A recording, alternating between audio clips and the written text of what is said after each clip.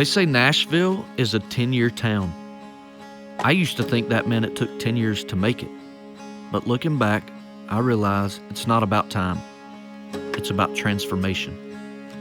10 years ago, I packed up everything I owned and moved to Nashville, Tennessee, with nothing but a dream and a fire in my heart. Country music was all I had ever wanted, and for a decade, I gave it everything I had.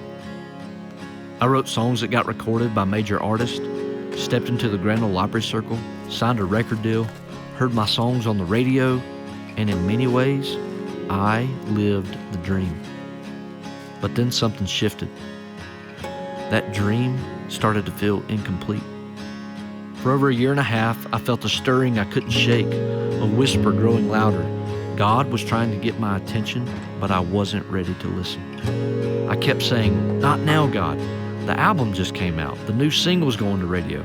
Things are finally going my way." But when God wants your attention, He'll get it. On December 1st, 2024, I couldn't resist the weight of His calling any longer. I finally prayed, "God, I know You've been speaking, and I've been too stubborn to listen. I'm ready now. Please make it clear. No guessing, no vague signs. Just tell me what You want me to do." 5 days later, I was out shopping with my wife when my phone rang. It was my manager of 10 years, Chris Cappy. At the time, Cappy was an unbeliever, which is why it hit me like a freight train when he said, "Hey man, I know how much this dream means to you, and I know how hard you've been working for it. But for the past week, I've been waking up in the middle of the night with you on my mind. And every time I wake up, I hear this voice or something that I just can't shake. And I feel like I'm supposed to tell you something, that you're supposed to be a Christian artist. You're supposed to sing songs about Jesus." Those words were everything I thought God had been trying to say to me for so long, which is why it all caught me off guard. I could hear the hesitation in Cappy's voice, like he thought he'd said something wrong. He started backtracking, trying to soften the moment. But I stopped him and told him that just 5 days prior, I had asked God to speak to me in a way I couldn't deny, and that God had just used him to do it. In that moment, we both knew God was moving. One of the first people I reached out to after this happened was Pastor Joby Martin from the Church of 1122 in Jacksonville, Florida. And he asked me if I had heard his most recent sermon titled, "Why Do You Doubt?" All right, so let's make this personal. We're in the culmination of this 10-10 life. Some of you are new. Welcome. You're sitting in the boat, and you can have a tendency to be filled with fear.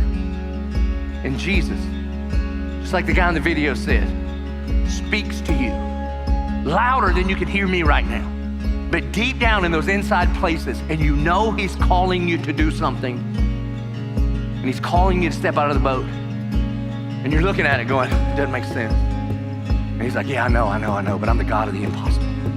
And I'll give you everything you need to accomplish everything that I have called you to do, but I'm calling you to step out of the boat." Where has He called you to step out of the boat? And that's when it hit me. God wasn't just speaking.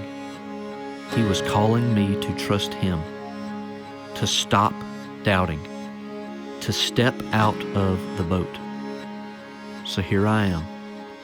After 10 years of chasing country music, I'm stepping out. Not hanging up the hat, just trading it for a new one. A hat for Jesus.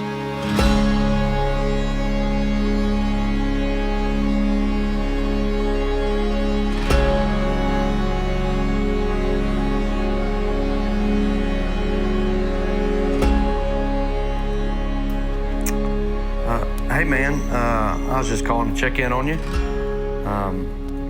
Wanted to give you a life update on me, tell you what the Lord's been doing in my life, and also tell you that I don't have it all figured out. I don't have a 5-year plan. I have no idea what lies ahead. But just want to tell you that I've been called to sing songs for Jesus, and it's going to look a little different than what I've done in the past. And it's not a career change. I wouldn't call it that. I would call it a direct calling. And that made me think about that, made me want to call you. And maybe you felt the same stirring inside, that I felt for a while. Maybe you've been running like I did, pushing God away, saying, not right now.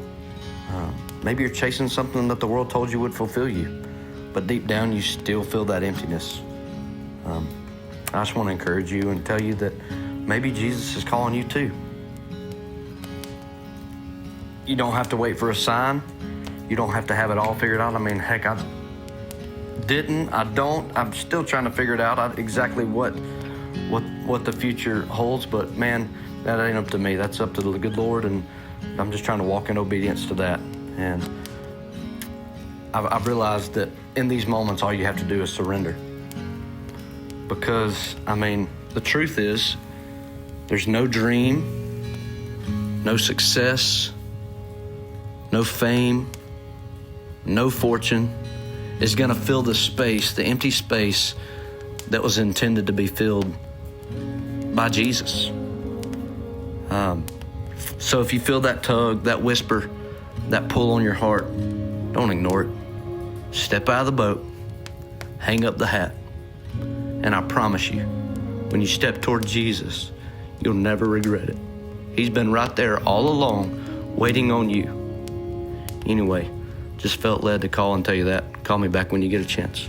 Love you. See you soon.